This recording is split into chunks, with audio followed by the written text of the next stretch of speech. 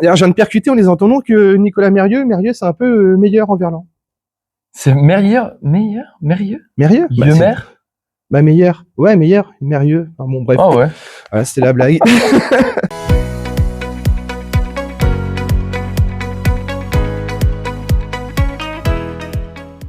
Eh bien, nous voici donc à la salle Comédie de La Rochelle, le lieu emblématique que vous connaissez maintenant par cœur. Ce soir, il joue à partir de 21h son dernier seul en scène, On ne sait pas. C'est le titre, hein. C'est pas qu'on ne le sait pas, c'est le titre du spectacle. C'est Nicolas Mérieux, salut. Salut. Tu joues ton dernier spectacle, On ne sait pas, ce soir, dès 21h à la salle Comédie de La Rochelle. T'étais déjà venu, toi, dans cette salle-là? Pas du tout. C'est la première fois que je viens à la comédie, ouais. Qu'est-ce que t'en penses? Bah écoute, c'est sympa. En fait, c'est la deuxième ou troisième fois que je vais jouer dans un des théâtres de la comédie, et je trouve qu'ils se ressemblent beaucoup en fait. Ouais. Non, mais j'aime bien ce C'est petit sympa. côté. Ouais. Ton dernier seul en scène, On ne sait pas. Alors moi, tout d'abord, j'aimerais qu'on parle de l'affiche, parce que tu es quelqu'un de très engagé dans l'écologie, pour la protection de la planète et de l'environnement.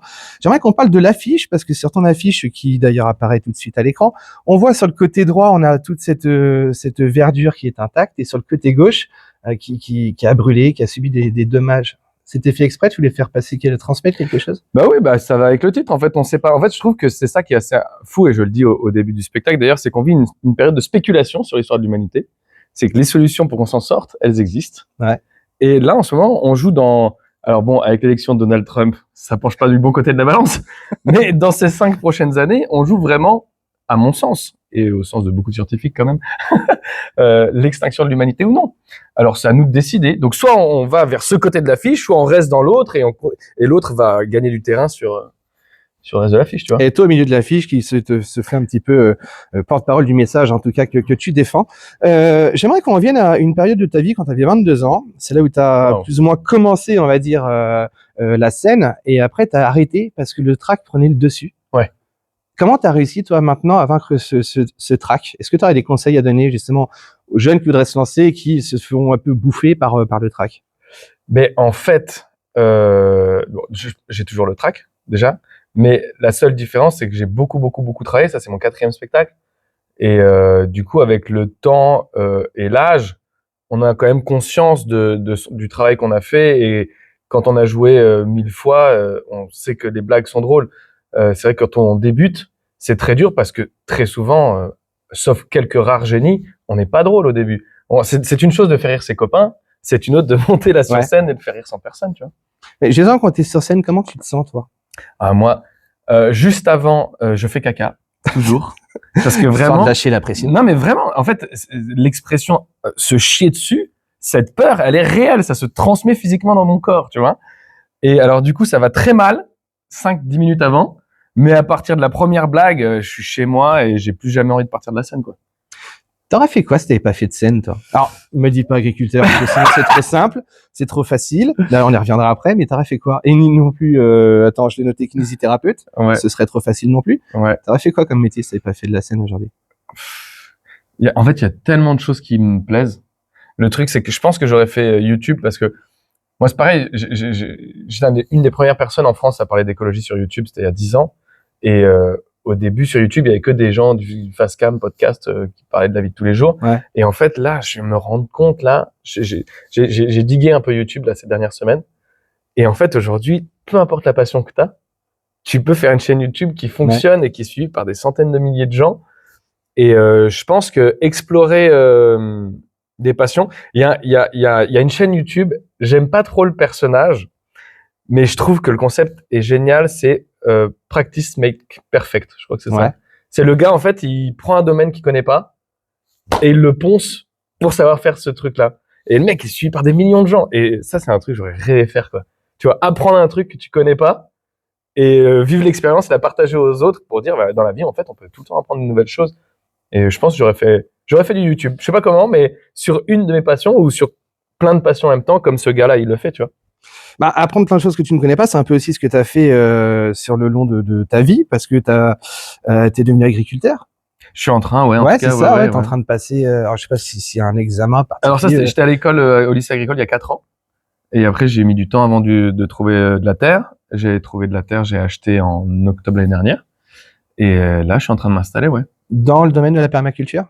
Alors, j'aime pas trop dire dans le domaine de la permaculture parce qu'en fait, si tu veux, le mot permaculture, c'est un mot qui a été galvaudé aujourd'hui. Ouais. C'est une philosophie. C'est la permaculture, c'est pas juste faire pousser des tomates sur une butte.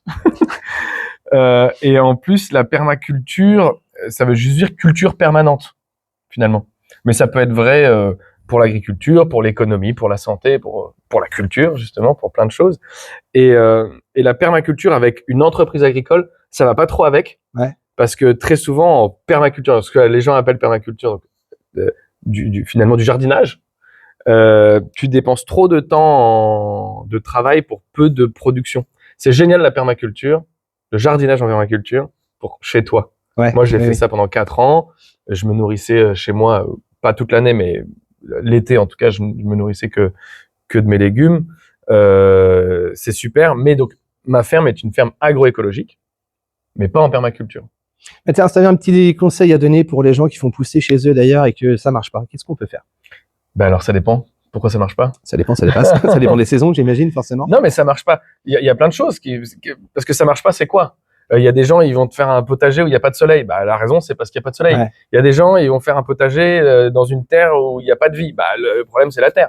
Il y a des gens, ils vont planter des courgettes, mais ils vont laisser que les feuilles et le reste ça va pourrir. Bon, j'ai pas un conseil à donner. Si ce n'est que d'avoir de l'amour, en tout cas, dans ce qu'on fait planter. Ouais, et puis d'aller sur YouTube pour regarder ce qui se passe. Voilà. On en revient à YouTube. Ouais. Bon, on ne sait pas, dernier seul en scène, tu joues ce soir à 21h à la salle Comédie de La Rochelle. Dans ce spectacle-là, tu peux nous le pitcher un petit peu, je sais qu'on va parler d'écologie. Ouais, ce serait mentir si je disais le contraire. Mais le pitcher, non, simplement, on fait un petit état des lieux de la planète en essayant de se marrer. Ouais. Parce que la promesse que je fais aux gens qui viennent me voir, c'est que si j'ai bien bossé ce soir, vous finirez dépressif. Mais c'est une bonne nouvelle. Cool.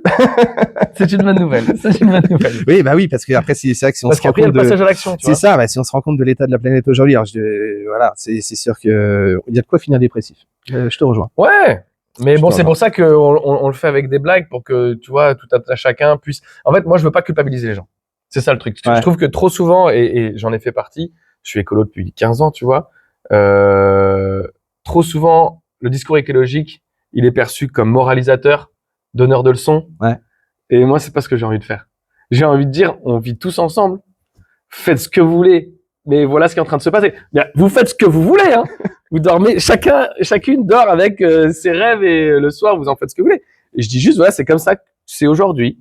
À nous de savoir ce qu'on veut faire demain. Pas faux, je te rejoins là-dessus. Il y a aussi eu le film documentaire Nouvelle Graine qui avait cartonné à l'époque. Est-ce que t'as pas l'idée dans l'idée de refaire un autre comme ça aujourd'hui, peut-être avec maintenant les années qui ont passé, voir l'évolution justement qu'on pourrait faire là-dessus, non? Chez eux? Ouais. Oui, ou même dans le style. Alors dans le style, en fait là, je vais créer une chaîne YouTube. Là, c'est un peu un scoop ce que je te le dis, parce que je l'ai jamais dit sur aucun de mes réseaux. Mais là, je vais créer une chaîne YouTube que sur ma ferme. Ok. Et je vais faire comme des mini courts-métrages sur ma ferme, de étape après étape, comment ça va se construire, tu vois. Donc du coup, où je vais pouvoir, parce qu'en plus depuis, j'ai visité peut-être 150 fermes, tu vois. Donc j'ai pas pris beaucoup d'expérience sur le terrain, mais j'ai pris beaucoup d'expérience dans la tête. Ouais. Et je vais essayer de transmettre ça à travers ces vidéos sur cette nouvelle chaîne YouTube. Et est-ce que tu as une idée à peu près de quand tu vas la mettre en ligne, cette chaîne? Ouais. J'espère décembre. En décembre. J'espère. On restera informé. Qu'est-ce que tu penses, toi, justement, aujourd'hui, on le voit, c'est le domaine agricole a pris une place un peu plus importante dans le monde médiatique. On en fait des films, notamment le film avec Guillaume Canet, dont j'ai mangé le monde, et qui est très beau. Maintenant, on a aussi toutes ces, moi j'appelle ça des téléréalités, genre L'amour est dans le pré et tout ça. Qu'est-ce que tu penses de l'image qu'on en donne justement du monde agricole par la télé? Est-ce que c'est caricaturé? Est-ce qu'il y a une part de vérité? Je vais faire une réponse vraiment de bourgeois de gauche. Je ne regarde pas la télé. Enfin, je ne sais pas. Ah, en plus, avec l'accent, c'est génial. Non, mais c'est vrai, la caricature du gars, c'est vrai, je regarde vraiment pas la télé, donc je ne sais pas du tout ce qui... Je pense que l'amour est dans le pré... Alors, mais tu vois, c'est horrible, parce que je vais parler d'un truc que je connais même pas. Ouais. Et je déteste faire ça. J'imagine que c'est caricatural. Mais j'ai jamais regardé un épisode, donc je peux même pas t'en parler, mais j'imagine que c'est caricatural. Et après, tu m'as parlé et des films. Non, par contre, ce qui est sûr, c'est que c'est une bonne chose d'en parler parce que c'est quand même, et ça, faut que les gens s'en rendent compte, l'agriculture, c'est la base de la vie de tout un chacun. Si demain Apple fait faillite, on s'en branle. Par contre, si demain tu manges plus, tu fais comment? Bah, tu vas pas bouffer ton ordinateur, ça nourrit pas. Non, mais tu vois ce que je veux dire? Non, mais Et donc, du coup, redonner de la valeur à ces gens qui ont toujours été pointés du doigt, qui ont toujours été mis de côté. Tu vois, moi, vu que j'ai interviewé peut-être une centaine de paysans et de paysannes, il y en a beaucoup. Alors, pas la nouvelle génération, mais les plus anciens, c'est-à-dire un peu plus vieux que moi et la génération de mes parents et de mes grands-parents. Les gens qui étaient agriculteurs, finalement, c'était des gens sales, c'était des gens pas cultivés, c'était cette image qu'on leur donnait, tu vois. C'est ça. Et c'est pas vrai du tout. Et il faut leur donner le plus grand respect parce que c'est des gens qui travaillent souvent beaucoup plus que nous pour un salaire inférieur. Et sans eux, on ne mange pas, on ne vit pas, on va pas travailler, on va pas faire de loisirs, on fait rien sans la bouffe. Donc, il faut leur redonner la place qu'ils méritent à ces gens-là. Je suis entièrement d'accord. Nicolas, est-ce que tu as un talent caché? Donc, ça veut dire qu'après, tu vas me dire, montre-le-moi. Ça dépend de ce que c'est. Hein. Ça dépend de ce que c'est. Ouais, je pense j'en ai quelques-uns. Bon, bah, comme ça, au hasard.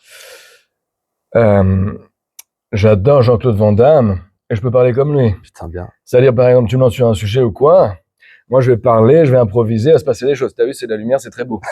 C'est blanc, j'adore le blanc. Attention, je suis pas raciste, j'ai pas voté Trump, hein. Attention. Voilà.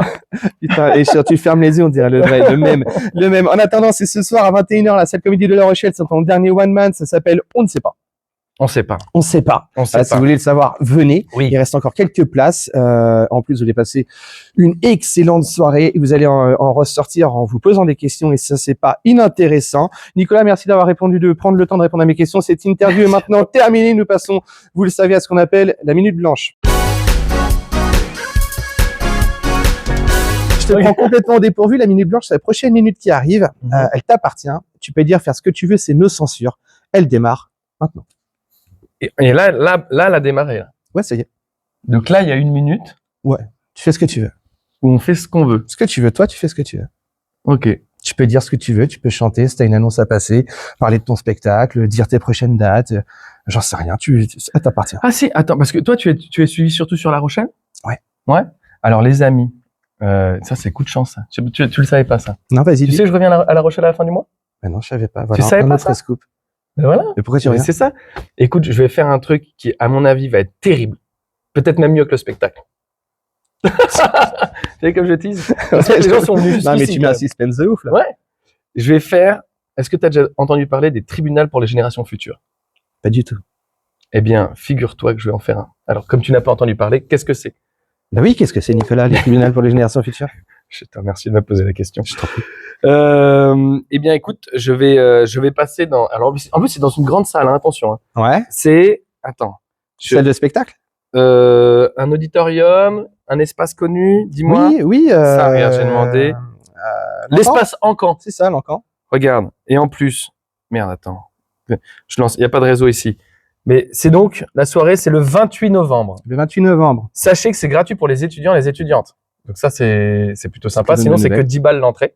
Et en gros, on va faire mon procès.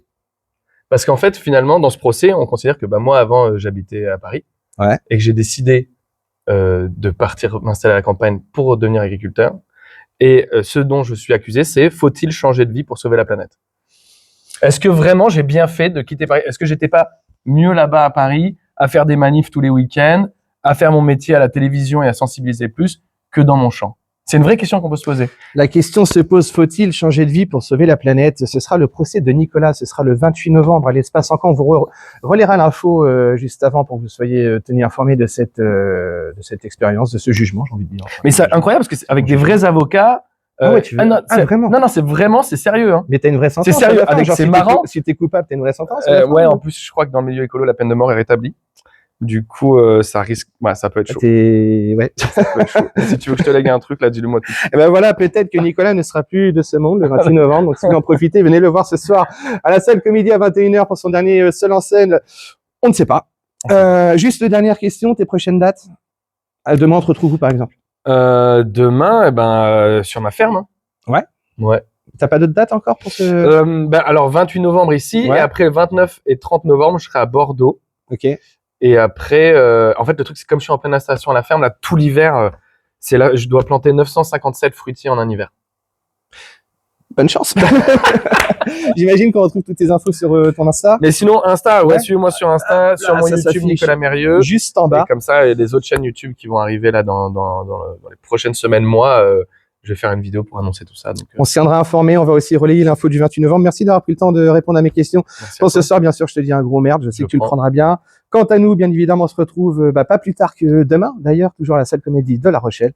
Et en attendant, ce soir, il reste encore quelques places pour venir voir le dernier seul en scène. Je le répète, c'est On ne sait pas de Nicolas Mérieux. Voilà. En plus, on se pose des questions et ça, c'est pas inintéressant. On en ressort moins bête que dès qu'on rentre. Je sais pas si ça se dit ça. Pas que dès qu'on rentre. Ouais, non, enfin, vous avez compris. C'est ce soir, 21h, Nicolas Mérieux. Merci d'avoir pris le temps de répondre à mes questions et nous, on se retrouve très bientôt.